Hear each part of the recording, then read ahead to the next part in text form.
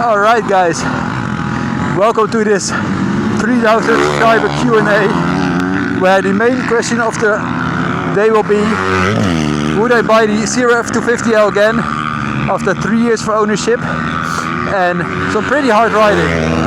I'm at an enduro event to spice things up today, where I'll be answering the question, so it's gonna be a fun one for sure, I think. Alright, before we dive into the Q&A, I first want to thank you guys for 3000 subscribers. That is super cool. Thank you so much for that.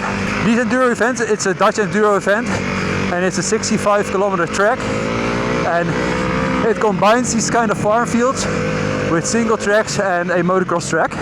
It has been raining a fuck ton the past week here, so conditions are pretty difficult, although today the dirt seems way better. I did an event yesterday as well, and it was just the worst bog I've ever ridden. This is just unrideable, man. Alright, but let's get into the Q&A. So the first question was from Where is William? And he asked if this 250L is my only bike. Let's just get in here.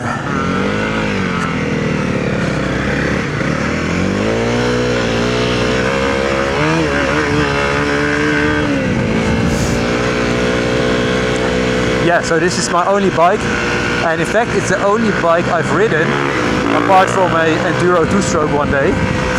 So my experience with bikes is pretty limited. This is the first bike I bought. I was very picky about it, so I really did my research on which bike I wanted, and I landed on this just because I think for me Dualsports are just the ideal platform and where it's at, you know.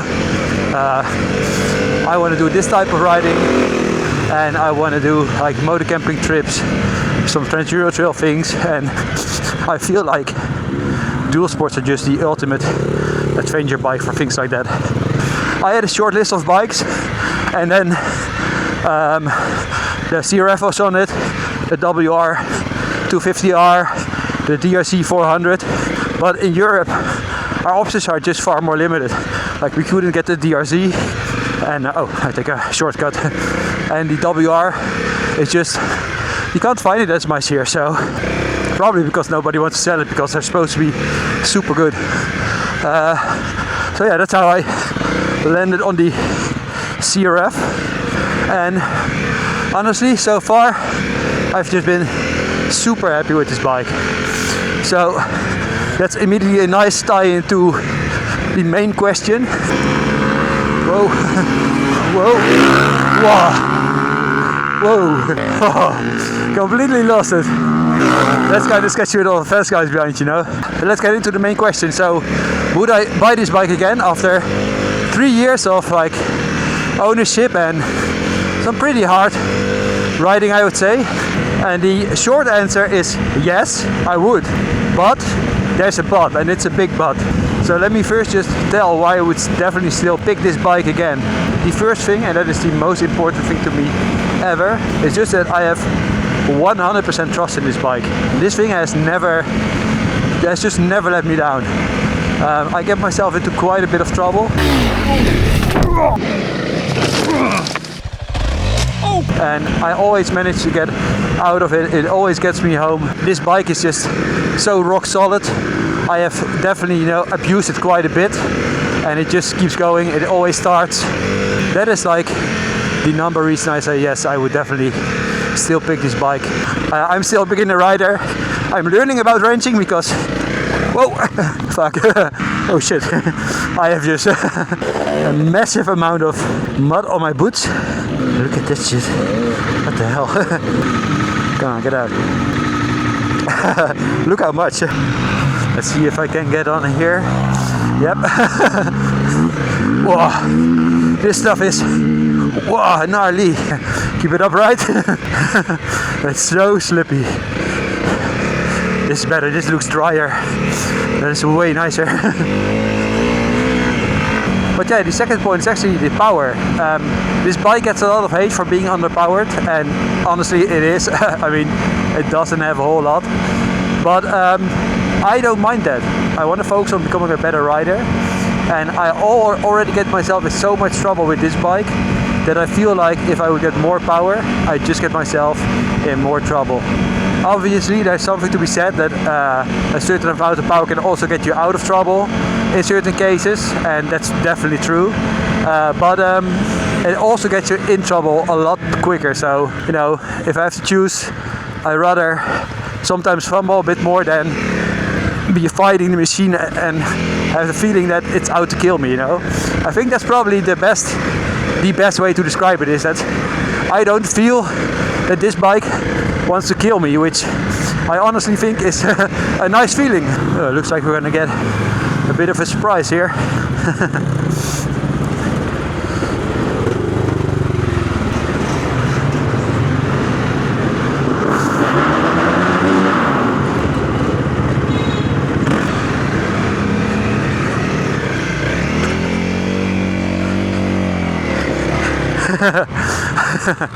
Hell yeah. Oh, let's take this line.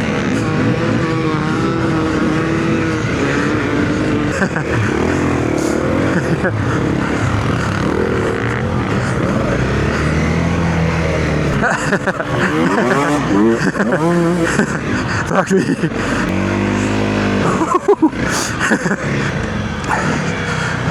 Whoa.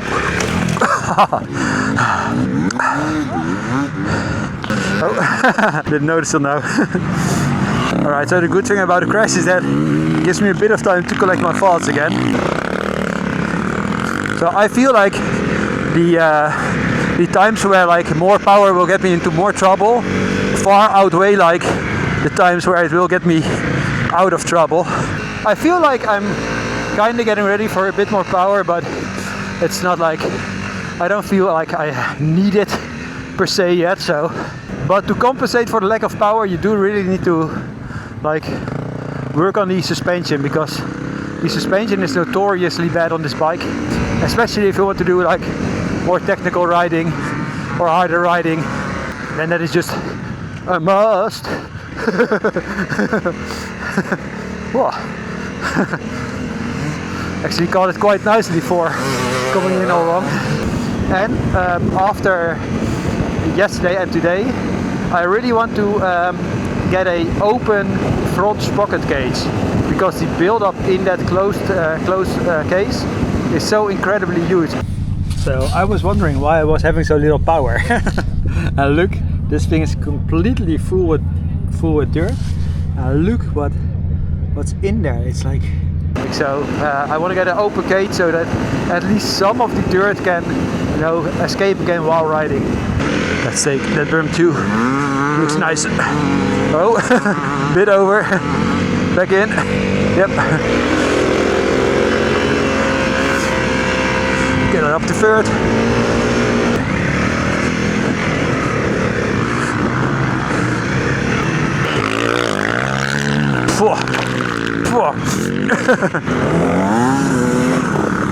Look what a slogfest.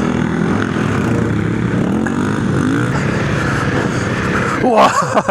Fucking hell. But this is where like you kind of like miss some oomph in this bike. But how often do you ride stuff like this? Not that often. Whoa. See, I mean, that's like power that will plow through there. This is why you don't have grip. Look at it. Just one big fucking cake. Let's go.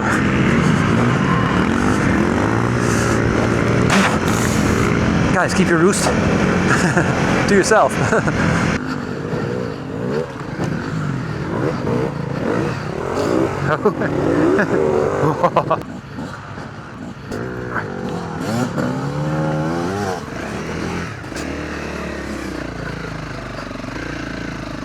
So the first thing is just, you know, the weight of the bike. It's relatively easy to pick up, and you've seen how important that is to me today, so I feel like I don't need to waste any words there. Yeah, I think that is why I really like this bike. So to answer the main question, would I choose this bike again after like 3 years of ownership and like, you know, doing this type of stuff on it, doing motor camping trips? Wow, this guy is shredding. That is the goal. Yes, I would. Although I would probably go for the 300L now, of course. And there is a but, and it's a big but. Here in Europe, this bike hasn't had a lot of competition for a very long time. And now, in recent times, like 2 bikes have been released that are pretty interesting looking.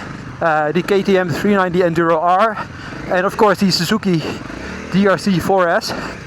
And yes, I would choose this bike again, but not without trying the DRC first. And that brings me to a very fun thing, because I actually reached out to Suzuki to see if I could get a demo bike, and they agreed. So this Wednesday, this Wednesday, I will be picking up a DRC 4S to test and try, and I'm really looking forward to it. Wow. I have a mouthful of dirt. Lean back and connect. Finally, we're getting it. Well, obviously I'm not there yet, but I feel like I'm catching on. Let's just keep it open.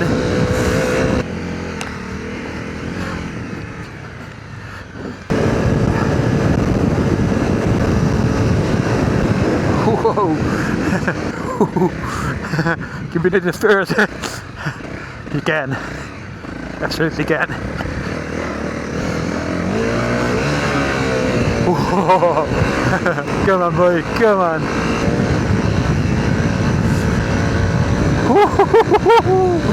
Yeah, boy. I'm getting in the zone where I want to be, so I really hope I can still get a second lap in, because I'm getting in that like confidence zone, you know, which is super nice.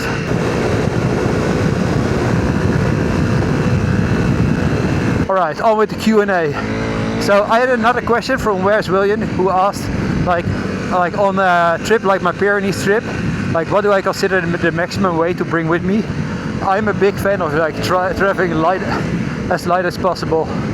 I'm not a weight weenie, you know, I'm not gonna spend like 500 euros on a super expensive tent to save like 100 grams. But I don't bring any like unnecessary stuff, you know.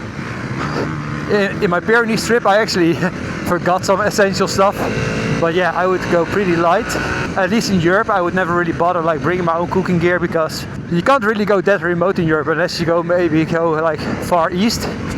So there's always a town nearby, you know, it's easy to get food along the way, and I just prefer to do that way more than to, you know, lug around a bunch of cooking gear. For me, like, those trips are about the riding, and the less weight I have on the bike, the better. Hey, we're back. Nice. Alright, so we just made the cutoff time by 5 minutes. So super lucky, but it does mean we're gonna get to go for a second lap, which I'm really happy about, because I feel like I was kind of like getting into the groove a little.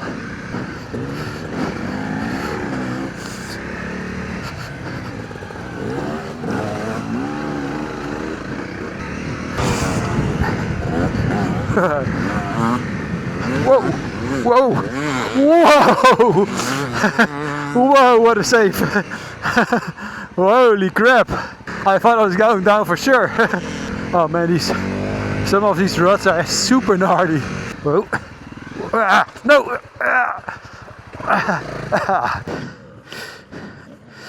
Fuck. I had another question about my helmet. Like, would I buy this Bell MX-9 helmet again? No, I wouldn't. And I will tell you why in a separate video, because I've actually got a strong opinion about this. So just know that that is coming.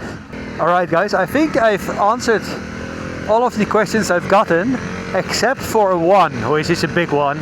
So many of you have asked me like, hey, when are you going to publish the final episode of The Loop, like the Pyrenees trip? Guys, I promise it is coming, I promise. The past month has been so crazy. I had a lot of work. My girlfriend's father passed away, so we had quite a few things to, they arrange for that, and well, it's just a bit of a emotional period. Hello.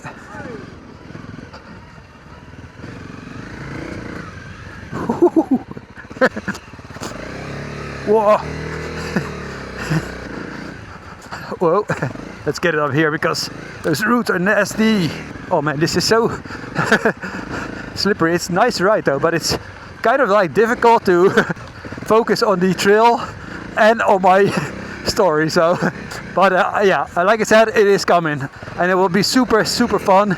So I will make sure it is worth the wait. Oh fuck, this is that super slick stuff again. And by the looks of it, it is still super slick because you can see like you don't really have like clear ruts forming here. It just goes all over the place. Whoa, whoa.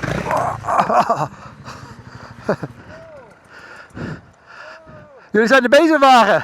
Ah, oké. Moet ik voor jullie blijven rijden of niet? Ja, hè? Ja, maar die eerste weg richting huis. Richting huis, okay, yeah. Okay, so those guys are closing the track. Alright, and this was the end, guys. I had to cut the second lap short, but honestly I was so tired that I don't really mind it. Water. Alright, that was a super fun day. Pretty difficult, but way better than yesterday. Overall, I'm pretty happy with how it went. I had a bit of a slow start in the beginning, which I always have. So, sorry, I'm so hungry. So let me know if you like this format. If you did, then I will, try to like kind of keep it going. I'll think of like fun things to talk about and then talk about it while tackling these events. So if you want to see me do more of that, then drop a comment in the comments. And if you enjoyed this video, then please hit the like button because that really helps me out a lot. Alright, thank you so much for watching, guys. Thank you for subscribing. Thank you for watching my videos. Super cool. Alright, I'll see you in the next one. Ciao.